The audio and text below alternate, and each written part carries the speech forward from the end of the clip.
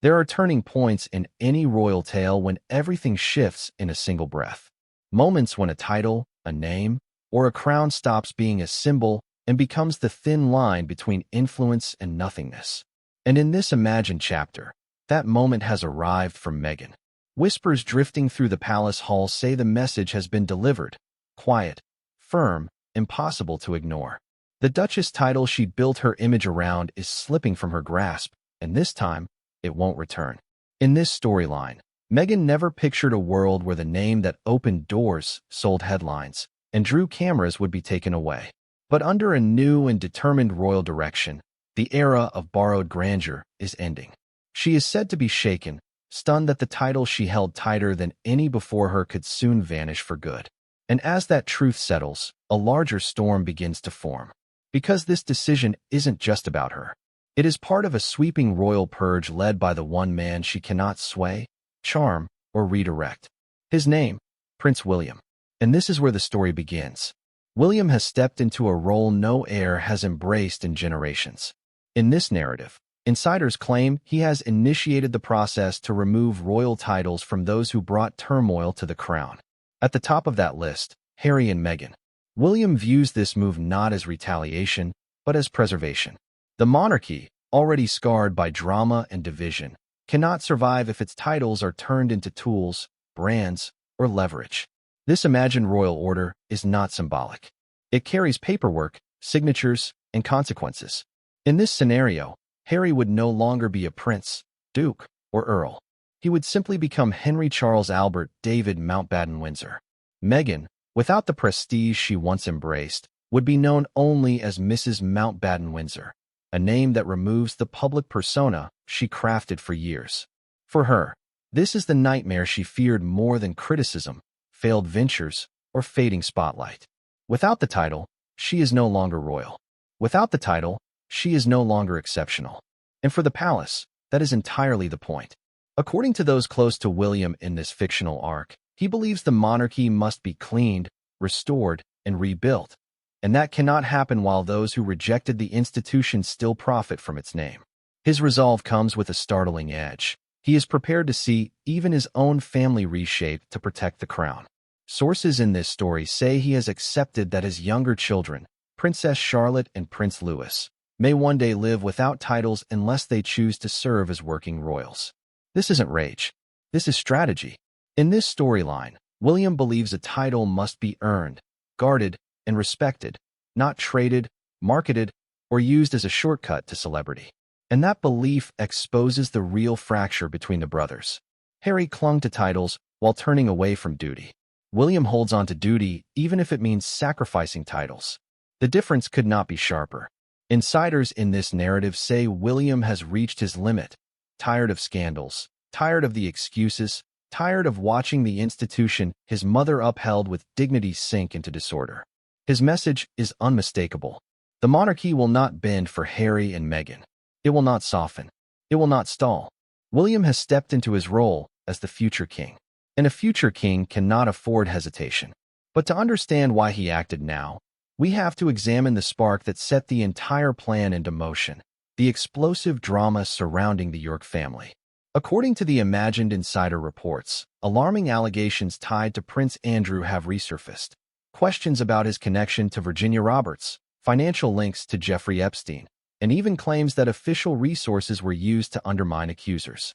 Then there is Sarah Ferguson, Fergie, whose spending habits, reliance on wealthy benefactors, and rumored acceptance of large sums raised red flags across the palace.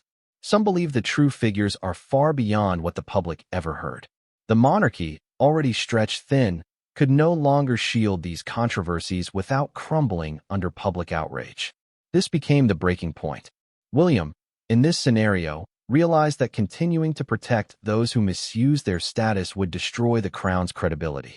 And once the Yorks fell under scrutiny, the Sussexes, already seen internally as divisive and self-focused, were next in line. The cleanup had begun. To understand Meghan's growing fear in this tale, we have to look at her reliance on titles. Insiders say she spent less than 2 years as a working royal, yet she built her entire public persona around that short period. The same stories, the same grievances, the same narratives repeated again and again, because without the royal angle, there was nothing left to spotlight. Insiders in this storyline recall moments during her pregnancy when she declined royal doctors, broke long-standing protocols, and sparked whispers that now return with new intensity. Whispers about secrecy, scans, and details that never quite aligned. Whether exaggerated or misunderstood, those doubts added to the palace's rising unease. Control was slipping. The story was being reshaped. The crown was becoming a prop. Then comes the twist that shocked even the most seasoned royal watchers. Sources claim Meghan attempted to trademark Duchess of Sussex and even changed her legal last name to Duchess of Sussex, not as a title, but as a surname. To the palace, this was the final line crossed. Royalty turned into branding. And that, insiders say, was the moment William stepped in. According to insiders in this storyline, William delivered one message to Harry with absolute finality. Nothing that belonged to their mother, not her jewelry, not her symbols, not her memory, was ever to be linked to Meghan again.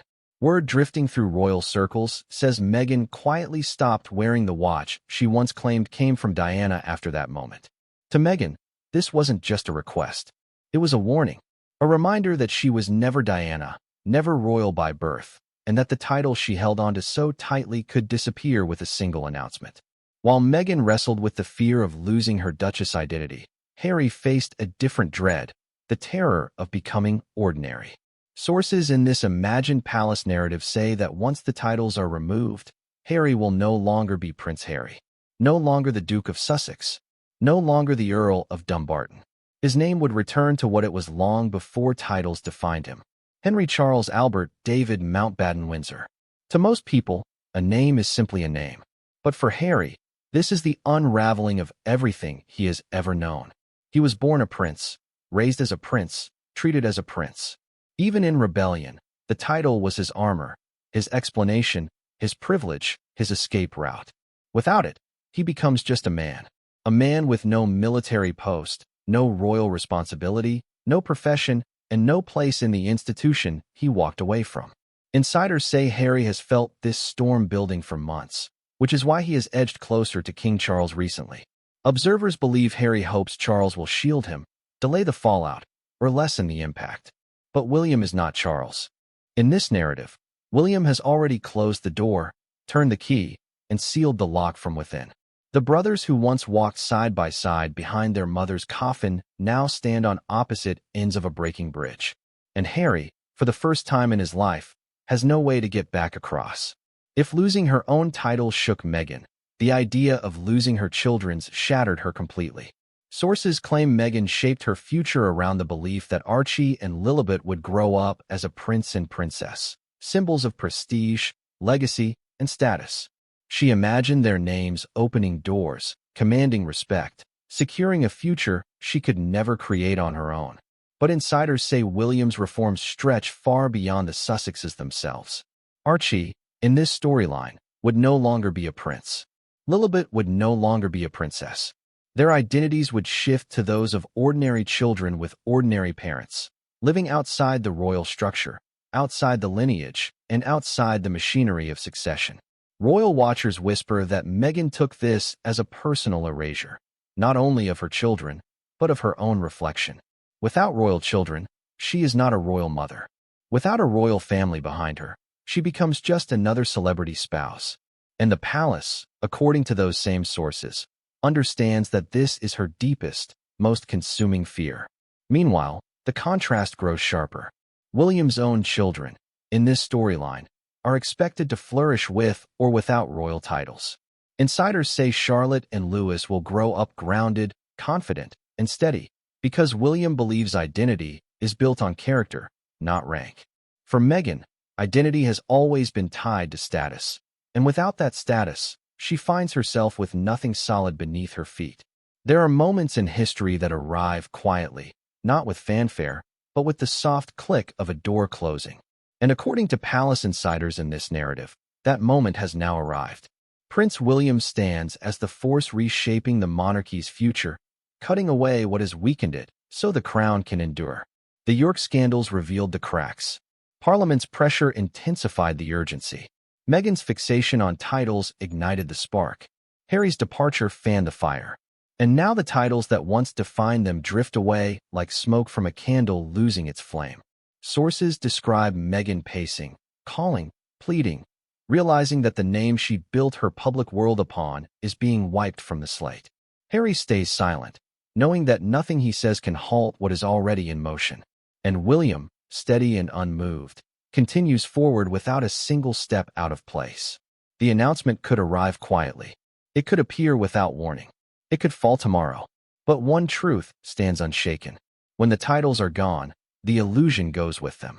The world will finally see who stood for the crown and who merely stood in its shadow. And as this storm gathers over the imagined monarchy, those who understand its inner workings whisper one chilling final truth. This is only the beginning.